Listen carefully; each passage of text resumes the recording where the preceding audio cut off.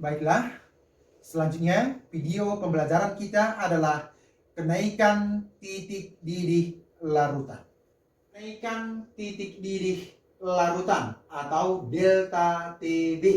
Jadi kita pertama dulu pengertian daripada titik didih adalah suhu di mana tekanan uap suatu cairan itu sama dengan tekanan udara luar atau tekanan di atas permukaan cairan. Sekali lagi, titik didih itu adalah suhu di mana tekanan uap suatu cairan sama dengan tekanan udara luar. Perhatikan diagram PT larutan dan pelarut, ya. Yang pertama, kita lihat, kita buat dulu, ini adalah garis vertikal. Ini adalah sumbu P, yaitu tekanan. Dan ini garis horizontal adalah sumbu T atau suhu. Yang pertama kita buat, ya, ini ada pelarut, ya. Pelarut ini, ini ada pelarut yang tebal, pelarut. Dan yang garis putus-putus ini adalah larutan. Sekarang ini ada titik trivel. Titik trivel ini berarti ini ada cairan, padat, dan gas. Berarti ada 3 wujud zat. Maka dikatakan di sini ada titik trivelnya. Selanjutnya untuk larutan juga demikian. Ya, ini untuk larutan berarti ini ada KQN, ya, yang garis putus-putus ini adalah untuk larutan. Sekarang kalau kita lihat tadi untuk pelarut berarti titik didihnya kalau pelarut itu adalah 100 derajat Celcius. Maka untuk titik didih larutan ini udah pasti lebih besar dari 100 derajat Celcius. Ya. Selanjutnya ini kalau kita lihat antara pelarut dan larutan ini tadi, inilah kita lihat di sini ada delta P. Berarti ada penurunan tekanan uap larutan. Ya, ada penurunan tekanan uap larutan. Sekarang selisih antara titik didih larutan dengan titik didih pelarut ini tadi, inilah yang kita sebut dengan delta TB. Ini ya, delta TB. Oke, jadi adanya penurunan tekanan uap tadi, maka titik didih larutan ini lebih besar dari titik didih pelarutnya. Maka delta TB sama dengan TB larutan dikurang TB pelarut. Di mana TB larutan ini sama dengan delta TB plus TB pelarut atau air. Ya, ini TB larutan sama dengan delta TB tambah titik didih daripada pelarut tadi 100 derajat Celcius. Berarti TB larutan sama dengan delta TB plus 100 derajat Celcius. Berarti delta TB sama dengan KB dikali molal. Jadi kalau kita jabarkan molal ini menjadi gram per mr, gram per larut per mr kali 1000 per P. P ini adalah massa daripada pelarut dikali dengan KB, konstanta titik didih molal. Ya, ini untuk larutan non elektrolit. Sedangkan untuk larutan elektrolit yaitu ada pengaruh I. Ya, I tadi adalah faktor Van Hoff, yaitu delta TB sama dengan KB kali M kali I.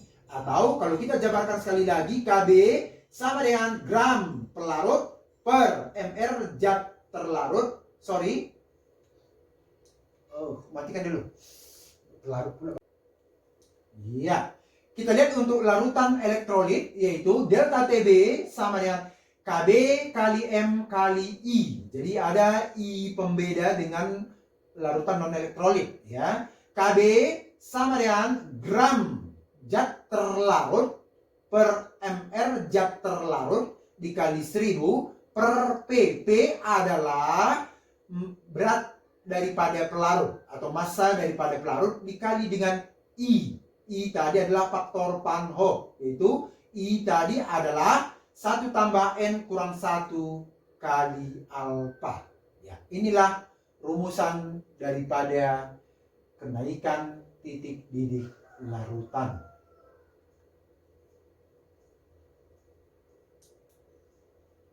Contoh soal. 1. Jika diketahui Kb air sama dengan 0,52, tentukanlah titik didih larutan sukrosa 0,2 molal. Jadi ini contoh soal yang sederhana. Kita masuk aja langsung ke penyelesaiannya. Delta Tb tadi sama dengan Kb kali molal.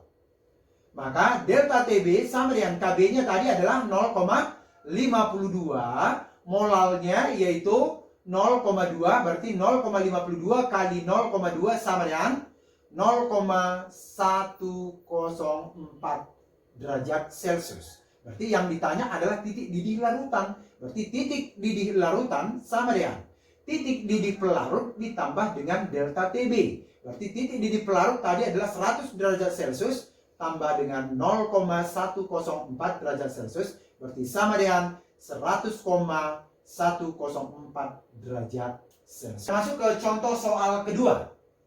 Ya, perhatikan.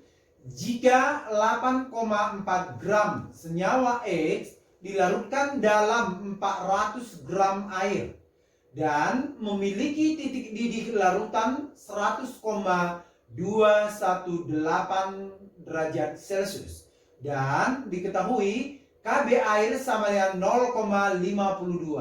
Tentukanlah massa molekul relatif atau mr zat X. Nah, jadi yang pertama dulu yang kita ketahui di dalam soal ada titik didih larutan. Maka kita cari dulu delta Tb-nya. Delta Tb tadi sama dengan titik didih larutan dikurangi dengan titik didih pelarut.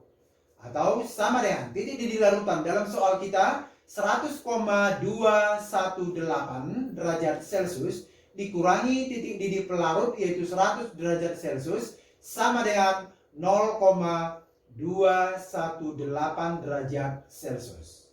Maka kita masuk dulu ke dalam rumus umumnya tadi.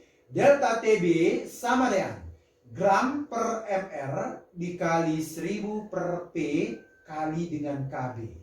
Maka delta Tb tadi adalah 0,218 sama dengan 8,4 per mr dikali 1000 per massa pelarut yaitu 400 gram dikali dengan 0,52.